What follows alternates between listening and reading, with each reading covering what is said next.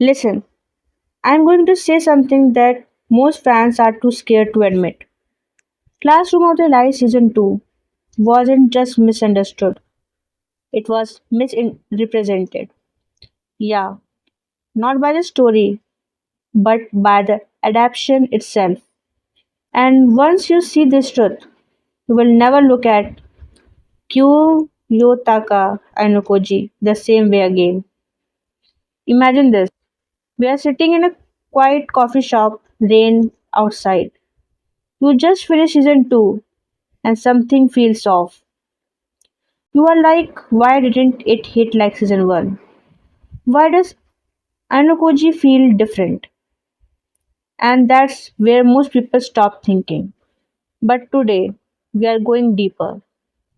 Let's me destroy the biggest myth first. Season 2 was bad. No, that's the surface level take. The real truth, season 2 wasn't bad. It was butchered in execution.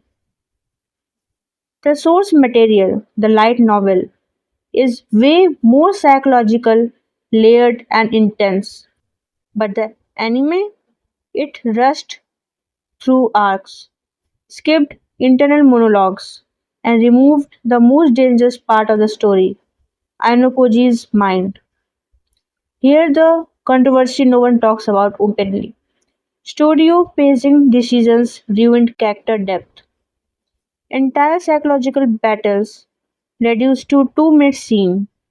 Complex manipulation strategies turn into, oh yeah, he planned it.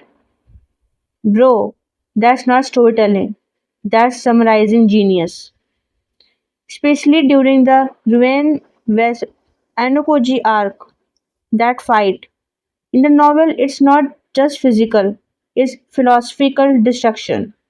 But in the anime, it became just a cool moment, and that's a crime. Now let's talk about something darker. Most fans think Anokoji is cold, emotionless, oh mastermind. But that's only half the truth. The real Anokoji is not emotionless. He is detached by design. Raised in the White Room, a place where emotions are weaknesses. He doesn't lack feelings, he suppresses them to survive. And season 2 failed to show that internal conflict. So, what did we get? A version of Ayanokoji that feels like a robot instead of a broken human weapon. Here's some inside gossip level truth. Many light novel fans were disappointed because key scenes were cut, character motivations were unclear, emotional build up was missing, and the worst part, new anime only fans started judging the story based on an incomplete version. That's like reading half a chess match and saying, yeah, the player isn't that smart. No, you just didn't see the full game. Let's break this down psychologically. Why does season 2 feel weaker? Because your brain craves tension build-up, internal conflict, emotional payoffs. But the anime removed internal monologues, no insight into decisions, slow pacing, no suspense, emotional layering equal to no connection. So even though the events are happening, your brain doesn't feel them.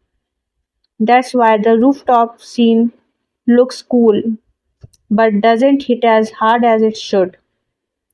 Here's my hot take. Season 2 is one of the most wasted masterpieces in anime adaptation history. Not because the story is weak, but because the execution didn't respect the intelligence of the story. And that hurts more than a bad anime. Because you can see the potential slipping away. So next time someone says classroom of the elite fell off, you look them in the eye and say, no, you just didn't see the real version. Because the real story it's not about school, it's about control, survival, and what's happening when a human is raised without humanity. If you felt this, if you know there's more beneath the surface, then subscribe because next we are diving even deeper into Ayanokoji psychology, the part the anime didn't dare to show. And trust me, that version of him is way more terrifying. The scariest person. In a world where everyone is acting, the scariest person is the one who doesn't need to.